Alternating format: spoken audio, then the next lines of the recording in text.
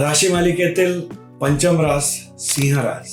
सिंह राशीसाठी हा जो काही आता इव्हेंट घडतोय ब्रह्मांडामध्ये हा त्यांच्या लग्नामध्ये, कारण सिंह रास लग्नातच येते आणि सप्तम स्थानात कुंभ रास येते. तर प्रथम आणि सप्तम भाव इम्पॅक्ट घेतोय, तर हे खूपच महत्वाचा काळ ठरणार आहे. कारण इथे जेव्हा केतुदेव, ज्याला डोकंच नाही फक्त धड आहे त्याला, म्हणजे लग्न जे स्थान असतं ते आपल्या हेडला दाखवतो, तो तिथे हेडच्या स्थानावरून हेडलेस प्लॅनेट चाललाय. तर काही हेडलेस डिसिजन्स घेण्याचे खूप मोठे योग हे गोचर प्रमाण दाखवतोय.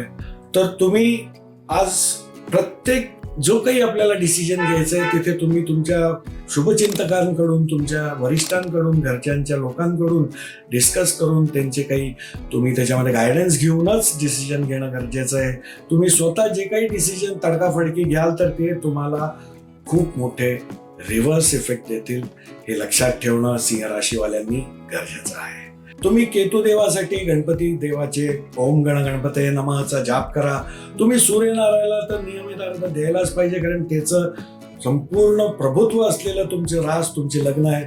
तर त्याची रोज नियमित सूर्योदयाला तुम्ही उपासना करणं, अर्घ देणं आणि ओम गृणी सूर्याय नमः याचा जप करणं, गुळाचं जेवढं जमेल तेवढं दान करणं आत्ताच्या काळात आपल्याला अतिशुभ फलदायी ठरू शकतं.